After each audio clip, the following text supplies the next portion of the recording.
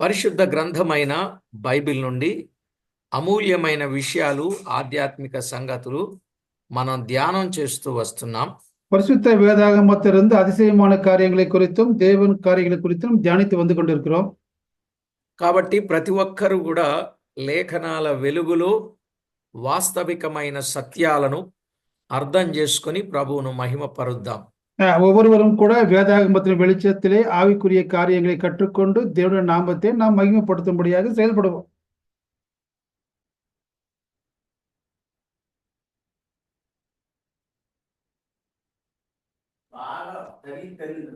కాబట్టి దేవుని వాక్యములో ఉన్న సంగతిని చదువుకుందాం. పరిశుద్ధ గ్రంథమైన బైబిల్ నుండి 9వ కీర్తనలో 3వ చరణాన్ని చదువుకుందాం. இன்றைய நாள் தியானத்திற்காய் 9வது சங்கீதம் 3வது வசனத்தை படித்து நாம் தியானிக்கலாம். నీవు నా పక్షమున వ్యాజ్యమాడి నాకు న్యాయము తీర్చుచున్నావు. నీవు సింహాసనాసీనుడవై న్యాయమును బట్టి తీర్పు తీర్చుచున్నావు. பார்க்கலாம், 3 தமிழ்ல 3 நாள் இருக்குது. என் சத்துருக்கள் பின்னாக திரும்பும் பொழுது சமூகத்தில் அவர் இடருண்டு அழிந்து போவார்கள். நீர் என் நியாயத்தையும் என் வழக்கையும் தீர்த்து నీతియుల న్యాయాధిపతియై సింహాసనத்தின் மேல் వీற்றிருக்கிறேன். చదివిన ఈ వచన భాగం కొరకు ప్రార్థన చేసి విందాం. వాసిக்கப்பட்ட వేద పகுதியை ஜெபித்து நாம் தியானிக்கலாம். జీవాధిపతి అయిన మా దేవా, కనికర సంపన్నుడా, మీ ఘననామానికి స్తోత్రములు. ஜீவனுக்கு அதிபதியாக தேவனே, கிருபையுள்ள தேவனே, உம்முடைய கிருபையுள்ள உம்முடைய காரியங்களுக்காக தேவனுக்கே நாங்கள் ஸ்தோத்திரிக்கிறோம். చదువబడిన కీర్తనలో ఉన్న ఈ చరణమును, అందున్న సత్యమును తేటపరచి మీరు మహిమ పొందుతారని వేడుకుంటూ, வாசிக்கப்பட்ட வேத பகுதியிலிருந்து சங்கீதத்தையும் அந்த வசனத்தையும் எங்களுக்காக தியானிக்கின்ற பொழுது நீர் எங்களை வெளிப்படுத்த வேண்டும் என்று சொல்லி கேட்டுக்கொண்டு మా ప్రభు అయిన యేసు క్రీస్తు నామమున వేడుచూ ఉన్నాము తండ్రి. ஆண்டவர் உன்னதமான இயேசு கிறிஸ்து நாமத்தினாலே ஜெபித்து வேண்டிக் கொள்கிறோம் நல்ல பிதாவே, ఆమేన్. ఆమేన్. ప్రభునందు ప్రియులారా, మనము చదువుకున్న పరిశుద్ధ లేఖనమైన బైబిల్ నుండి నీవు నా పక్షమున వ్యాజ్యమాడి నాకు న్యాయము తీర్చుచున్నావు అన్నాడు. நம்ம வாசிக்கப்பட வைப்பதை பார்க்கின்ற ஒரு 4ஆம் வசனத்துல நீர் என் பக்கமாக நின்று என் நியாயத்தையும் என் வழக்கையும் தீர்த்துன்னு நம்ம பார்க்கிறோம். ఇక్కడ ఈ వచన భాగాన్ని మనం అర్థం చేసుకున్నప్పుడు దేవుడు మన పక్షమున ఉండేవాడు. இங்க பார்க்கின்ற பொழுது தேவன் என் பட்சமாக இருக்கிறான்னு பார்க்கிறோம். గత వర్తమానంలో ఆయన అద్భుత కార్యములను చేసేవాడు, ఆయన మహోన్నతుడు. நாட்களை பார்த்தோம், அற்புத செய்யுங்கிறவர், அவரை துதிக்கக்கூடியவர், ஒரு மகிமையுடன் நாம் பார்த்தோம். అందును బట్టి సంతోషించి, హర్షించి, కీర్తించి, వివరించి స్తుతిస్తాను అని చెప్పాడు. அதனால அவனை சந்தோஷித்து துதித்து மகிமைப்படுத்தி ஆனந்தம் கொள்ளுவேன் என்று சொல்லி காரியங்களை குறித்து நாம் பார்த்தோம். కనుక జీవము గల దేవుని వాక్యములో మరి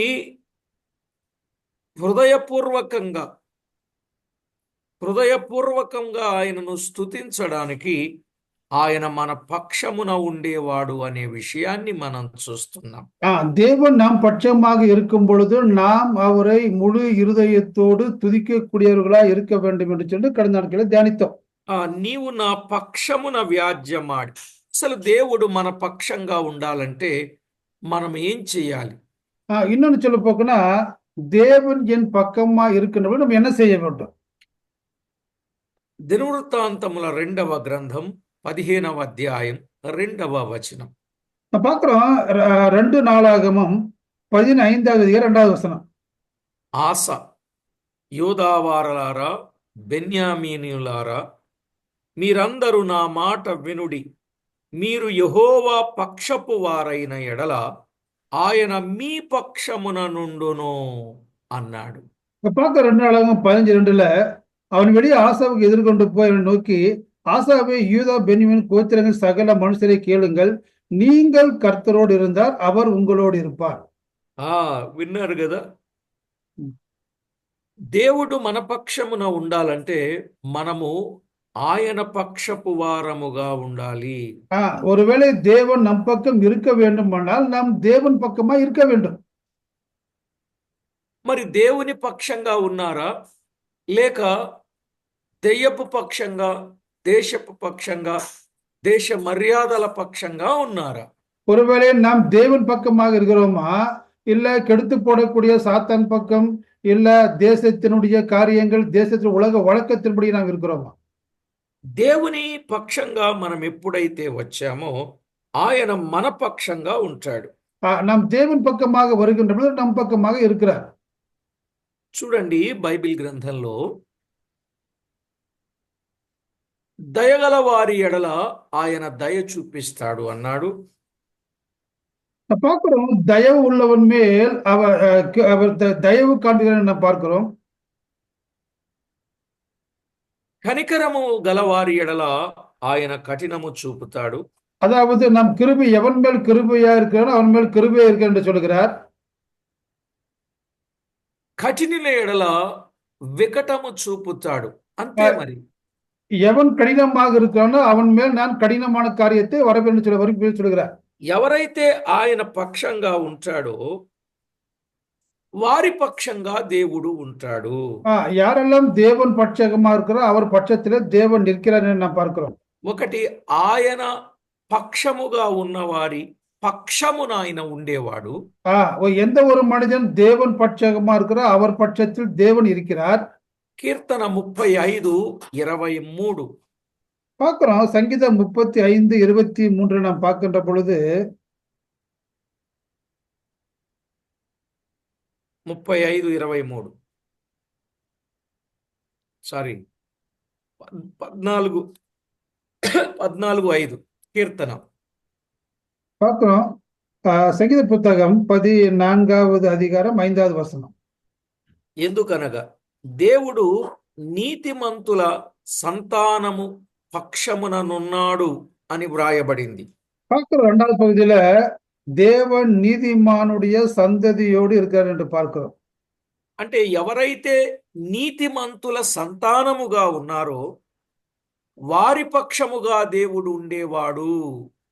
யாரெல்லாம் நீதிமானுடைய சந்ததியாக இருக்கிறார்களோ அவர்கள் பட்சத்தில் தேவன் இருக்கிறார். కనుక మనము నీతిమంతులంగా ఉండాలి. నీతిమంతుల పక్షముగా దేవుడు ఉండేవాడు. நாம் நீதிமானாக இருக்கின்ற பொழுது நீதிமான்களுடைய పక్షத்திலே దేవుడు இருக்கிறார். జాగ్రత్తగా గమనించండి. నీతిమంతుల సంతానం, నీతిమంతుల సంతానంగా ఎవరుంటారో వారి పక్షంగా దేవుడు ఉంటాడు. யாரெல்லாம் நீதிமானுடைய சந்ததியாக இருக்கிறார்களோ அவர்கள் பட்சத்திலே தேவன் இருக்கிறார் என பார்க்க முடியும்.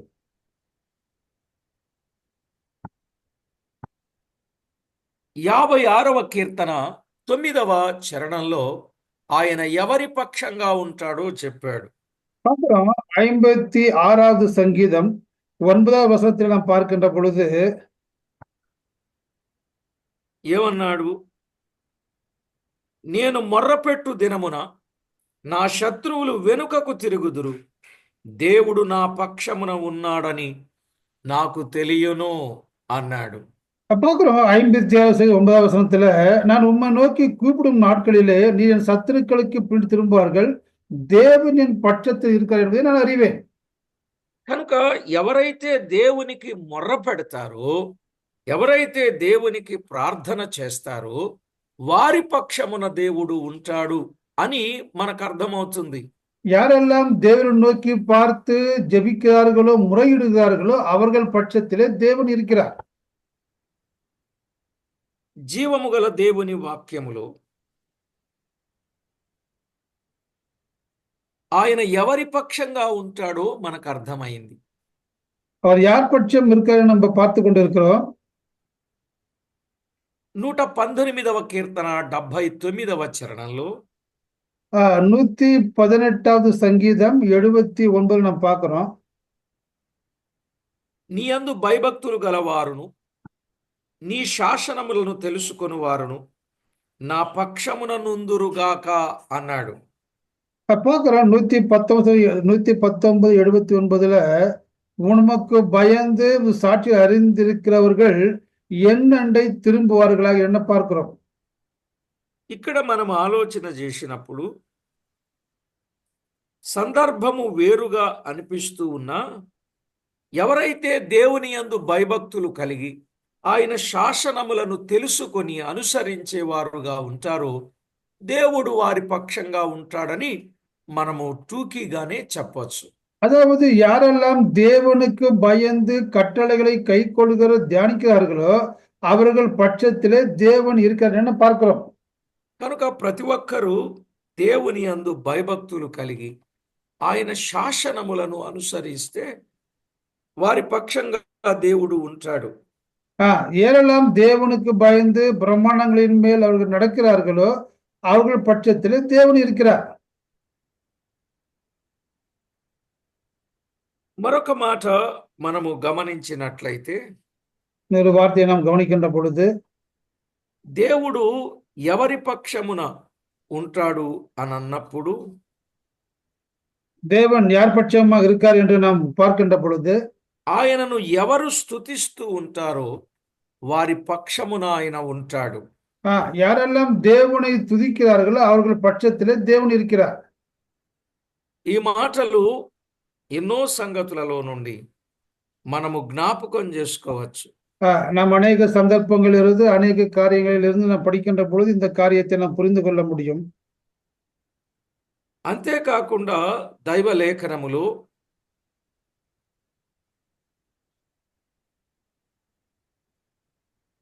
దేవుని పక్షమున మనము ఉండాలి. ఒకవేళ దేవుని పక్షమున గాని మనము ఉండకపోతే దేవుడు మనకు విరోధినవుతాను అని కూడా చెప్పాడు. ஒருவேளை நாம் தேவன் பட்சமாக இராவிட்டால் தேவனுடைய பக்கமாக இராவிட்டால் தேவனே நமக்கு விரோதியாக செயல்படுவார், எதிர்படுவார் என்று பார்க்கிறோம். లూకాసు వార్త 11వ అధ్యాయం 23వ వచనం. பார்க்கிறோம். லூக்கா எழுதின சுவிசேஷ நற்செய்தி நூல் 11வது அதிகாரம் 23 நாம் பார்க்கின்ற பொழுது నా పక్షమున ఉండని వాడు నాకు విరోధి. அங்க பார்க்கிறோம், என்னோட இராதவன் எனக்கு விரோதியாக இருக்கிறான். కనుక ప్రతివారు కూడా దేవుని పక్షంగా చేరాలి. ఆయన పక్షంగా ఉండకపోతే అట్టి వారికి ఆయన విరోధి అవుతాడు అని చెప్పాడు. நம் ஒருவேளை தேவன் பக்கமாக இராவிட்டால் அவனுக்கு எதிராக தேவன் எழும்பி தேவன் விரோதியாக காணப்படுவார் என்று பார்க்கிறோம். ఇలాంటి సంగతులను వింటూ ఉన్న క్రొత్త నిబంధన దినాలలో இப்படியாக విరోధులంగా ఉండకుండా దేవునికి అనుకూలులంగా శత్రువులుగా ఉండకుండా స్నేహితులుగా ఉండాలని ఎంతో మంది విశ్వాసులైనట్లుగా మనము చూస్తాం. இப்படியாக நாம் தேவனுக்கு விரோதமாக அனுகூலமாக இருக்க விட வேண்டும். அது மாத்திரமல்ல, தேவனுக்கு நாம் சத்துருக்களாக இராதபடிக்கு நாம் கவனமாக இருக்க வேண்டும். అపోస్తలుల కార్యముల గ్రంథం 5వ అధ్యాయం 14వ వచనం. நான் பார்க்கிறோம், அப்போஸ்தலர் நிருபம் 5ஆம் அதிகாரம் 14వ వచనத்துல ప్రజలు వారిని గణపరచుచుండిరి, పురుషులను స్త్రీలను అనేకులు మరి ఎక్కువగా విశ్వాసులై ప్రభుపక్షమున చేర్చబడిరి.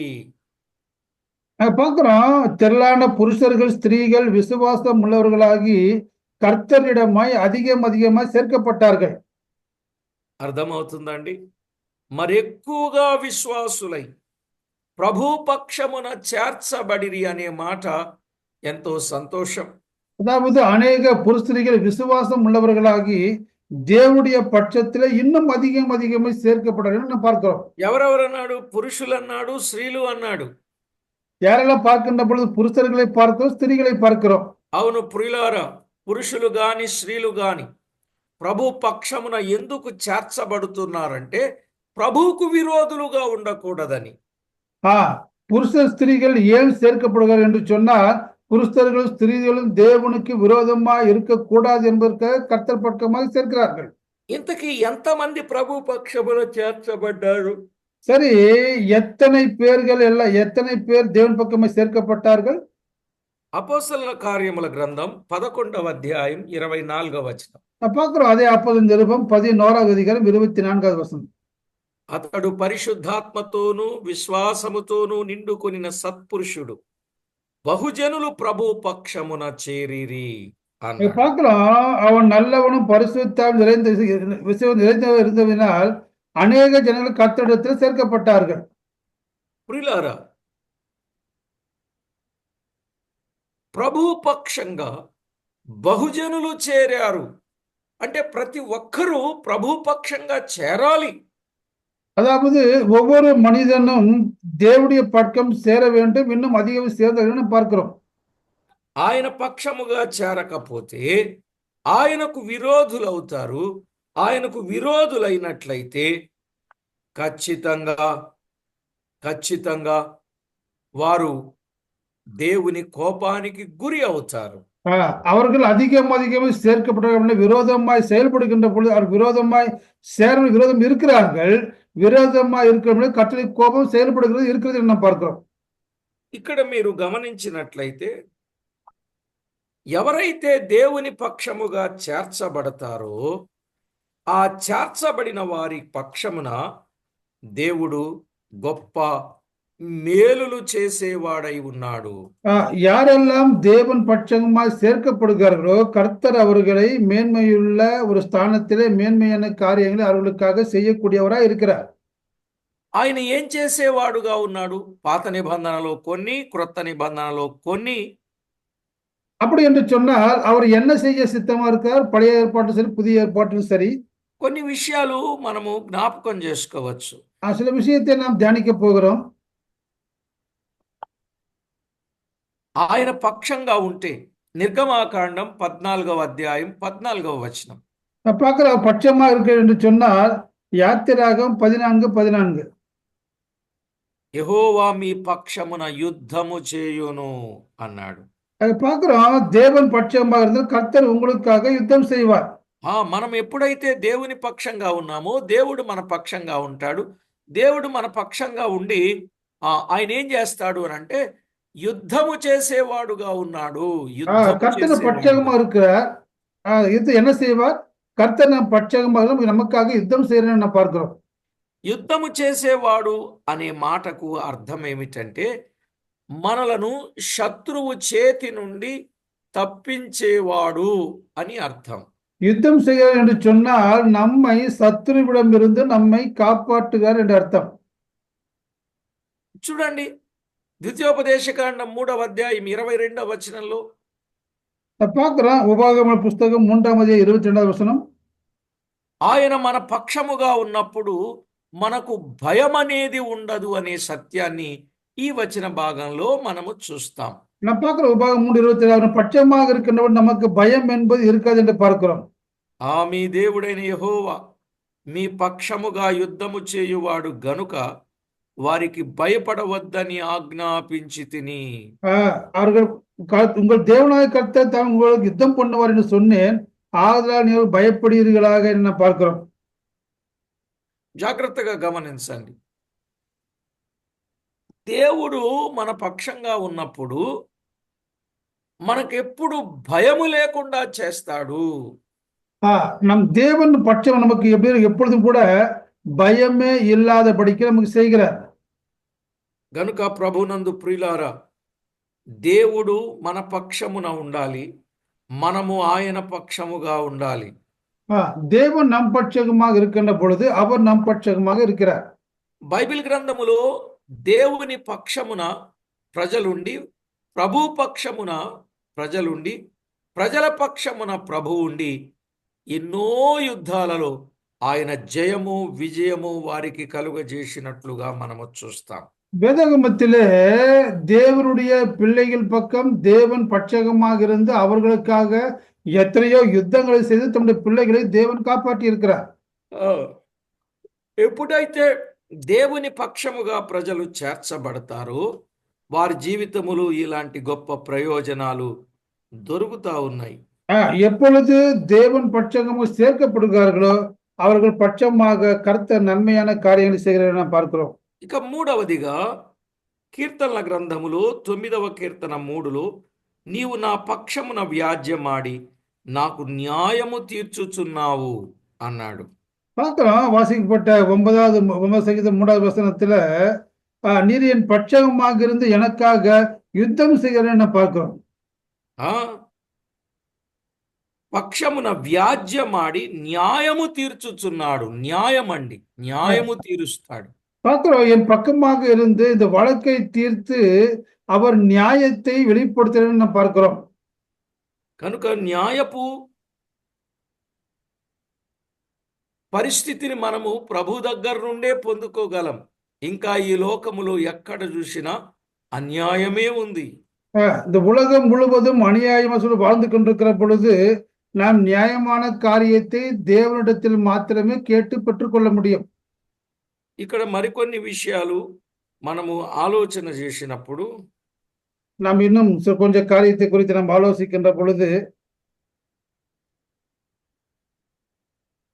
ఆయన పక్షమునను ఉన్న వారందరికీ దేవుడు ఏమిస్తాడు? సమూయేలు 2వ గ్రంథం 16వ అధ్యాయం 21వ వచనం. நாம் ஒரு பட்சகமா இருக்கிறவர் என்ன செய்யக்கூடாதுன்னு பார்க்கின்ற பொழுது 2 சாமுவேல் 16வது அதிகாரம் 21வது వచనం.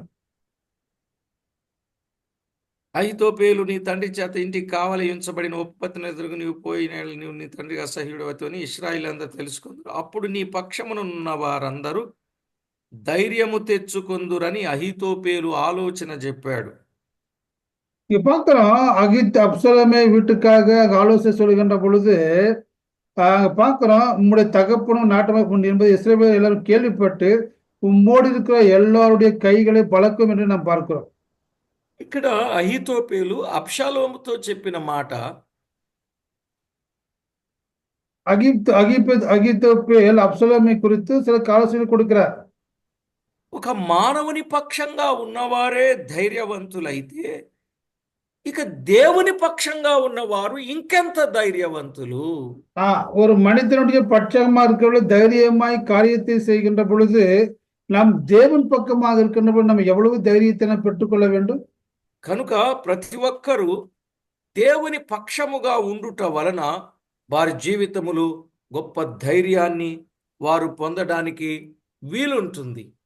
ஒவ்வொருவரும் தேவன் பட்சமாக இருக்கின்ற பொழுது அவன் தைரியத்தை பெற்றுக்கொண்டு அதன்படி செயல்படக்கூடிய அவனுக்கு அந்த பலன் காணப்படுகிறது என்று நாம் பார்க்கிறோம். గనుక మరి దేవుడు మన పక్షంగా ఉన్నాడా లేక మనకు విరోధంగా ఉన్నాడా అనేది మనము ఆలోచన చేయాలి. இப்படியாக தேவன் நம் பட்சமா இருக்கிறாரா இல்ல தேவனுக்கு விரோதமா இருக்கிற நாம் ஆலோசிக்க வேண்டும். ఎప్పుడైతే దేవుడు మన పక్షంగా ఉన్నాడో నిజంగా దేవుడు మన జీవితంలో గొప్ప ఉపకారాన్ని మనము పొందుకోగలుగుతాం. தேவன் நம் பட்சம் இருக்கின்ற பொழுது நாம் பெரிய உபகாரத்தை நாம் பெற்றுக்கொள்ள முடியும். దేవుని పక్షంగా ఉన్న వారి విషయములో దేవుడు ఏం చేస్తాడు? தேவன் நம் பட்சமா இருக்கின்ற பொழுது நமக்கு தேவன் என்ன செய்கிறார்? 68వ కీర్తన 20వ చరణం. நாம் பார்க்கிறோம் 68వ సంగీతం 20వ వచనం. ఏమంటాడు? దేవుడు మా పక్షమున పూర్ణ రక్షణ కలుగచేయు దేవుడై ఉన్నాడు, మరణము తప్పించుట ప్రభువైన యెహోవా వశము. அங்க பார்க்கிறோம், நம்முடைய தேவன் ரட்சிப்பாருங்கிற தேவனா இருக்கிறார். ஆளுடைய கர்த்தரால மரணத்துக்கு நீங்கக்கூடிய வழிகள் உண்டு நாம் பார்க்க முடியும். కనుక దేవుడు మా పక్షమున పూర్ణ రక్షణ కలుగజేసేవాడు. ఆయన మా పక్షంగా ఉండి మరణమును తప్పించి గొప్ప రక్షణ అనుగ్రహింపచేసేవాడు అని జీవితంలో దేవుణ్ణి మహిమపరచడానికి ఒక గొప్ప కారణాన్ని మనం వింటున్నాం. தேவன் நம்மளுக்கு ரட்சிப்பை தருகிறார். அது மாத்திரமல்ல, ரட்சிப்பினாலே மரணத்தில் நீக்கிற வழிகளை நமக்கு காட்டுகிறார், மரணத்தை நீக்குகிறார். அப்படியாக நீக்கி அவரை நம்முடைய மகிமைக்காக எடுத்து உபயோகப்படுத்துறதுன்னு பார்க்கலாம். మరి దేవుడు మన పక్షంగా ఉన్నాడని చెప్పి దేవుని వాక్యము లేకుండా, గ్రంథము లేకుండా అనేక స్థలాలలో వాక్యాన్ని లేకుండగా దేవుని పక్షంగా లేకుండగా ఉండే వాళ్ళు కూడా ఉన్నారు. தேவன் நம் பட்சமா இருக்காரு என்று சொல்லி தேவனுடைய வசனத்தை படிக்காம தியானிக்காம அப்படியாக வாழ்ந்து கொண்டிருக்கிற மனிதர்களும் உண்டு. యెహోవా ఎవరి పక్షంగానైతే ఆయన ఉంటాడో వారికి దేవుడు ఏం చేస్తాడంటే సహాయము చేస్తాడు. தேவன் யார் பட்சம் இருக்கிறார்களோ தேவன் எனக்கு சகாயர் என்று சொல்லி சகாயம் செய்யக்கூடிய தேவனா இருக்கிறார். 118వ కీర్తన 7వ చరణంలో మనం ఆ మాట చూడగలం. நான் பார்க்கிறோம் 117வது அந்த காரியத்தை பார்க்க முடியும். தேவன் சகாயம் செய்ய பார்க்க முடியும். ఆ దేవుని పక్షంగా ఉండే వారికి దేవుడు ఏం చేస్తాడు? ఆయన సహకారి అయి ఉన్నాడు అని మనం చూస్తున్నాం. பார்க்கிறோம் தேவன் யார் பட்சம் இருக்கான்னு சொன்னால் கர்த்தர் அவர்களுக்கு சகாயம் இல்ல அனுகூலம் பண்ணுகிற தேவனாக இருக்கிறான்னு பார்க்க முடியும். కనుక ప్రతి ఒక్కరూ ఇట్టి సత్యాలను అర్థం చేసుకొని దేవుని యందలి భయము భక్తి కలిగి విశ్వాసముతో ముందుకు సాగుట అది ఎంతో ప్రయోజనకరం. இப்படியாக தேவன் நம் பட்சமாக இருக்கிறது விசுவாசம் உறுதிப்பட்டு நாம் முன்பாக கடந்து போவது நமக்கு ஒரு அனுகூலமான காரியம் என்று நாம் பார்க்கிறோம். ఆయన మన పక్షము వహించి మనకు సహకారిగా, మనకు సహాయకుడుగా, మనకు సదుపాయాలిచ్చేవాడుగా, మనకు సొమ్మునిచ్చేవాడుగా, మనకు సామర్థ్యమునిచ్చేవాడు, మనకు శక్తినిచ్చేవాడుగా, మనలను చివరి వరకు సాఫీగా నడిపించేవాడుగా ఆయన ఉన్నాడు. అందుకే ఆయన పక్షంగా మనం ఉండాలి. அவர் நாம் ஏன் பட்சகம் இருக்க வேண்டும் என்று சொன்னால் நாம் அந்த பட்சகமா இருக்க நம்ம சாமர்த்தியம் சக்தி பலன் ஆசீர்வாதம் இப்படி எல்லாவற்றையும் மேற்கொள்ளக்கூடிய பலன் இப்ப எல்லாவற்றையும் ఉన్నதமாக கொடுக்கிறார். அதனால் நாம் அவர் பட்சமா இருப்பது நமக்கு அவசியம். కనుక ప్రతి ఒక్కరూ ఆలోచన చేయండి, మీరు ఎవరి పక్షంగా ఉన్నారు? நாம் ஆலோசிக்க வேண்டும், நாம் யார் பட்சமாக இருக்கிறோம்? మీరే పరిశీలన చేసుకోవాలి. நம்மை நாமே அலசி ஆராய்ந்து கொள்ள வேண்டும். దేవుని పక్షంగా ఉన్నానని చెప్పి దెయ్యపు బాటలో నడవకూడదు. தேவன் நம் பட்சமா இருக்காரு என்று சொல்லி சாத்தானுடைய காரியத்தை போதிக்க கூடாது. అలా చేస్తే మన జీవిత సాక్ష్యం దెబ్బతింటుంది. அப்படியாக இருக்கின்ற பொழுது நம்முடைய ఆవికుర్య வாழ்க்கையை நாம் అడిపడుகிறோம் என்று பார்க்கிறோம். ఆయన పక్షంగా ఎవరైతే చేరతారో, ఆయన పక్షము వహిస్తారో ఆయన తప్పనిసరిగా ఏమై ఉంటాడండి? ఆయన తండ్రి లేని వారికి అయితే తండ్రిగాను, కుమారుడు లేని వారికైతే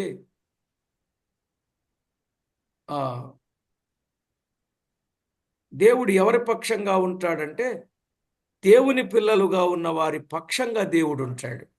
அதாவது நாம் தேவனுடைய பிள்ளைகளாக இருக்கின்ற பொழுது அவர் நமக்கு தகப்பனாக நம் பட்சத்தில் இருக்கிறார். తల్లిదండ్రులు పిల్లలు ఉన్నారు. తల్లిదండ్రులు ఎవరి పక్షంగా ఉంటారు? ఎవరైతే పిల్లలు మాట వింటారో, అనుకూలంగా ప్రవర్తిస్తారో వారి పక్షంగా ఉన్నట్టు. இப்போ பெற்றோர்கள் யார் பக்கமாக இருக்கிறார், யாரெல்லாம் வார்த்தைக்கு கீழ்ப்படிகள் செவி கொடுக்கிறார்கள் செயல்படுகிறார்களோ அவர்கள் பட்சத்தில் தாய் தகப்பன் மாதிரி இருப்பார்கள். దేవుడు మన పక్షంగా ఉన్నప్పుడు మనకు సహకారిగా ఉంటాడు, మనకు సహాయం అందుతుంది. தேவன் பட்சமாக இருக்கிற சகாயம் செய்கிறவராக நம்மை பாதுகாக்கிறவராக இருக்கிறார்.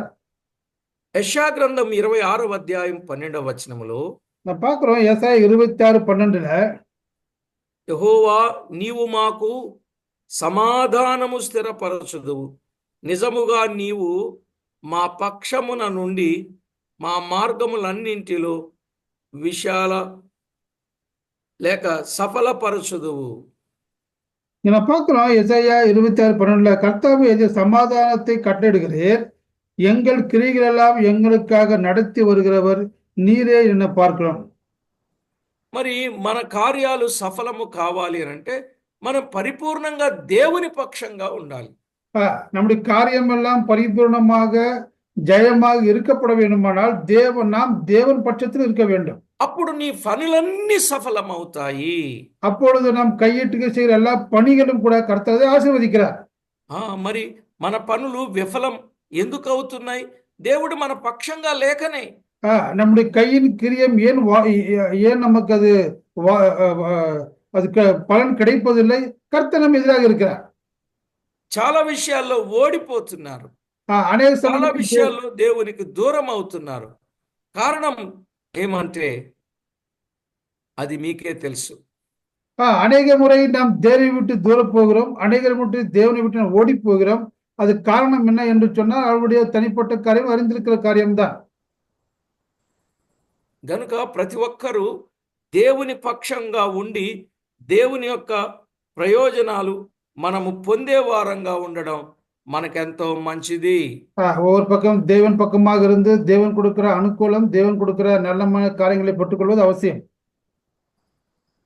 కృత నిబంధన గ్రంథములో మనం ఆలోచన చేసినట్లయితే புதிய ஏற்பாடு வருகின்ற பொழுது நாம் ஆலோசிக்கிற காரியங்களை எல்லாம் பார்க்கின்ற பொழுது ఎవరైతే ప్రభు పక్షమున చేరరో అలాంటి వారు విరోధులు అన్నాడు. யாரெல்லாம் தேவன் பட்சமாக இல்லையோ அவன் தேவனுக்கு விரோதியா இருக்கிறான்.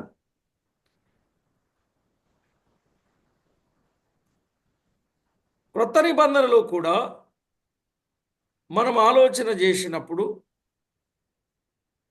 ప్రయోజనాన్ని, ఆయన మన పక్షంగా ఉంటే ప్రయోజనాన్ని మనము గుర్తించవచ్చు. நாம் புதிய ஏற்பாடுகள் பட்சம் இருக்கின்ற போய் என்னென்ன காரியம் இருக்குது என்று குறித்து நாம் சில காரியங்களை ஆராய்வோமானால் దైవ లేఖనములో మనము ఆలోచన చేసిన సందర్భం, தேவனுடைய வசனத்தை நாம் ஆராய்கின்ற பொழுது, ஆலோசிக்கின்ற பொழுது మన పక్షముగా ఆయన విజ్ఞాపన చేస్తాడు. మన విషయంలో దాచించిన మేలును అనుగ్రహింప చేస్తాడు. தேவன் நம் பட்சமாக இருந்து நமக்காக அவர் ஜெபம் செய்கிறார். அது மாத்திரமல்ல, ஜெபம் செய்கின்ற பொழுது எனக்கு மறைவான காரியங்களை வெளிப்படுத்துகிறார் நாம் பார்க்கிறோம். కనుక ప్రతి ఒక్కరూ ఈ సత్యాన్ని గుర్తించండి. ఇంకా ఎన్నో లాభాలు, ఎన్నో ప్రయోజనాలు ఉన్నాయి. இன்னும் எத்தனையோ காரியம் இருக்கிறது, அநேக பிரயோஜன தேவன் பட்சம் ஒரு செய்கிறார்.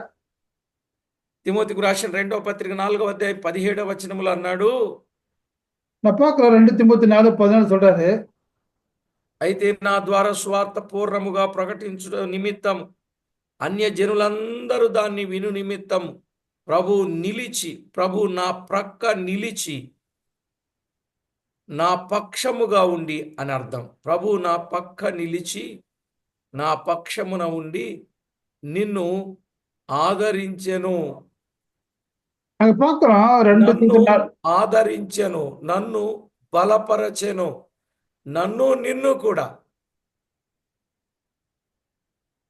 நான் பார்க்கிறோம் 2 తిమోతి 4:14 தேவன் பட்சகமாக துணையாக இருக்கின்ற பொழுது அவர்களை ஆதரிக்கிறார், அவர் அவர்களை பலப்படுத்துகிறார் நாம் பார்க்கிறோம்.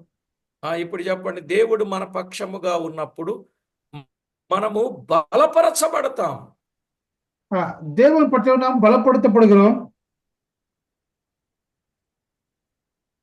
గనుక ప్రతి వ్యక్తి కూడా ఆయనపు పక్షపు వారుగా ఉండుట, ఆయన చెప్పినట్లు చేయుట మనము మరచిపోకూడదు. நாம் ஒவ்வொரு நாளும் நாம் அவர் பட்சமாக இருக்க வேண்டும். அவர் சொல்லி அவர் கட்டிட காரியத்தை செய்வதற்கு நாம் கவனமாக இருக்க வேண்டும். కనుక ప్రియులారా, ఆయన పక్షముగా ఉండాలి. நாம் அவர் பட்சமாக இருக்க வேண்டும். ఇప్పుడు ఆయనకు విరోధులుగా ఉండుట మంచిదా, ఆయనకు శత్రువులుగా ఉండుట మంచిదా?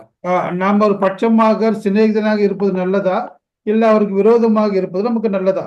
బలహీనులుగా ఉండుట మంచిదా, బలవంతులుగా ఉండుట మంచిదా? ஒருவேளை பலவீனமாக இருப்பது நல்லதா, இல்ல பலவானனாக இருப்பது நல்லதா? కీడు ఇరుకు ఇబ్బందులతో కొట్టిమిట్టాడుట మంచిదా, లేక దేవుని పక్షముగా ఉండుట మంచిదా? ஒருவேளை கீழான நிலைமையிலே துன்பத்தையும் கஷ்டத்தை அனுபவிப்பது நல்லதா, இல்ல தேவனால் உயர்த்தப்பட்டு உன்னதமான நிலையில் இருப்பது நல்லதா? మరొక విషయాన్ని ఆలోచన చేసినప్పుడు, మనుషుడు దేవుని పక్షంగా కంటే మనుషుల పక్షంగా ఉంటాడు. మనుషుల పక్షంగా ఉంటే వాడు దేవునికి విరోధి. சில சமயம் பார்க்கின்ற பொழுது மனிதன் தேவனை விட்டு மனிதன் பட்சமாக காணப்படுகிறான். அப்படிப்பட்ட மனிதன் தேவனுக்கு విరోధి நாம் பார்க்க முடியும்.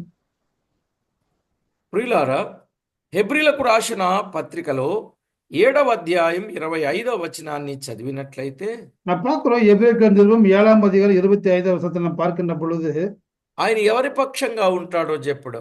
ఈయన తన ద్వారా దేవుని యొద్దకు వచ్చు వారి పక్షమున, తన ద్వారా దేవుని యొద్దకు వచ్చే వారి పక్షమున విజ్ఞాపనము చేయుటకు నిరంతరము జీవించుచున్నాడు గనుక వారిని సంపూర్ణంగా రక్షించుటకు ఆయన శక్తిమంతుడై ఉన్నాడు. அவர் எப்படியா இருக்கார் என்று சொன்னால் எவ்வேறு 7:25 தமது மூலமாய் தேவ சரித்திரர்களுக்கு வேண்டுதல் செய்யப்படிக்கு உயிரோடு இருக்கிறார். ஆகையால் அவர்களை முற்றுமுடிய ரட்சிக்க வல்லவராயும் இருக்கிறார். కనుక ప్రతి వ్యక్తి ప్రతి ఒక్కరూ దేవుని పక్షముగా ఉండేటట్లు జీవితాలను జాగ్రత్త చేసుకోవాలి. ஒவ்வொரு மனிதனும் தேவன் பட்சமாக இருப்பதற்காக தன்னுடைய வாழ்க்கையை அவன் சரிப்படுத்திக் கொள்ள வேண்டும். కనుక ఈ సంగతిని ప్రతి ఒక్కరూ గుర్తించండి ప్రియులారా. இந்த காரியத்தை ஒவ்வொருவரும் அறிந்து கொள்ள வேண்டும். దేవుడు ఎవరి పక్షంగా అయితే ఉంటాడో వారికి అంత మేలే ప్రయోజనమే అనేది మనము చూచాం. தேவன் யார் பக்கமாக இருக்கிறார்களோ கர்த்தர் அவனுக்கு நன்மையை செய்கிறார் என்று சொல்லி நாம் இத்தனை வரைக்கும் தியானித்து வந்து கொண்டோம். మరి దేవుని పక్షంగా ఉన్నారా లేక వేరే వారి పక్షంగా ఉన్నారా? இப்போ நாம் தேவன் பட்சமா இருக்கிறோமா இல்ல தேவனுக்கு விரோதமே நாம் காணப்படுகிறோமா? దేవుని సన్నిధికి వస్తానే ఉంటారు కానీ దేవుని పక్షంగా వారు ఉండరు. நாம தேவனுடைய சபைக்கு வருகிறோம், ஆனால் தேவன் பட்சமாக இருக்கிறோமா?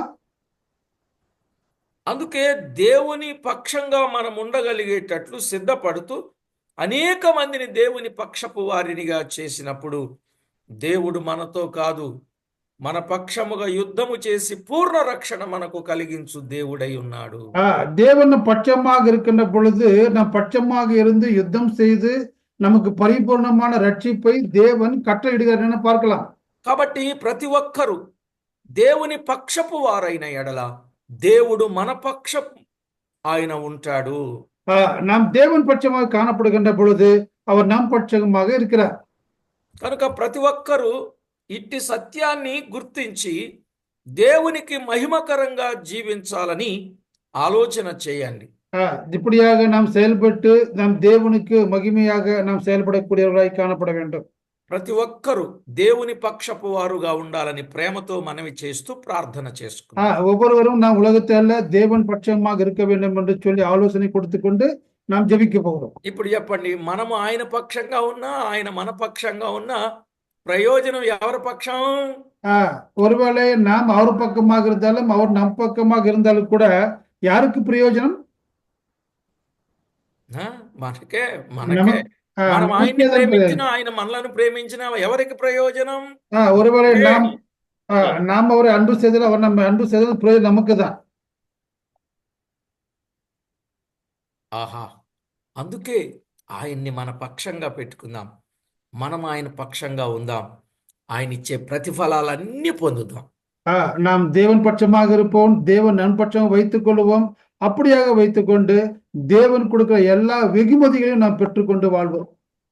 ప్రార్థన చేసుకుందాం. ஜெபம் செய்வோம். పరిశుద్ధుడవైన మా తండ్రి, మీకు స్తోత్రము చెల్లిస్తున్నాం. பரிசுத்தமுள்ள பிதாவுக்கு நாங்கள் ஸ்தோத்திரம் செலுத்துகிறோம். మమ్మల్ని మీరెంతో ఎక్కువగా ప్రేమించి మీ కృపతో జ్ఞాపకం చేసుకొని நம்மை ఒక ఎడబాయక కృప చూపుచూ ఉన్నందుల కొరకై స్తోత్రములు. நீர் எங்களை எவ்வளவோ அன்பு செய்து நடத்தி வந்த உன்னை விட்டு விலகுவதும் இல்லை கைவிடுவதில்லை சொல்லி எவ்வளவாய் கிருபை பாராட்டி நாங்கள் தியானித்து வந்து கொண்டோம். మమ్మును మీరు జ్ఞాపకం చేసుకొని మా పక్షముగా వ్యాజ్యమాడే దేవుడవు, యుద్ధము చేసే దేవుడవు, ధైర్యం ఇచ్చే దేవుడవు, బలపరచే దేవుడవు, సహాయం చేసే దేవుడవు, நீர் ఆదుకునే దేవుడవు. నీ పక్షంగా ఉంటే మాకెన్ని ప్రయోజనాలు నాయన. நீர் எங்களை பட்சமாக வைத்துக்கொண்டு எங்களை பலப்படுத்த, எங்களை ஸ்திரப்படுத்த, எங்களை ரட்சிக்க, எங்களை வழிநடத்த, எங்களை முற்றுமுடியுமாய் ரட்சிப்பதற்கு காப்பதற்கு நீர் வல்லமையுள்ள தேவன் நாங்கள் కనుక ప్రతి ఒక్కరిని మీ పక్షపు వారిగా చేసి మీరు మహిమ పొందుతారని కోరుచు ஒவ்வொருவரும் பட்சமாக எடுத்துக்கொண்டு அதன் மூலமாக நீர் மகிமைப்பட வேண்டும் என்று சொல்லி கேட்டுக்கொண்டு మా ప్రభు అయిన యేసు క్రీస్తు నామమున వేడుచూ ఉన్నాము తండ్రి. ஆண்டவர் உன்னதமான இயேசு கிறிஸ்து நாமத்தினாலே ஜெபித்து வேண்டிக் கொள்கிறோம் நல்ல பிதாவே. ఆమేన్. ఆమేన్.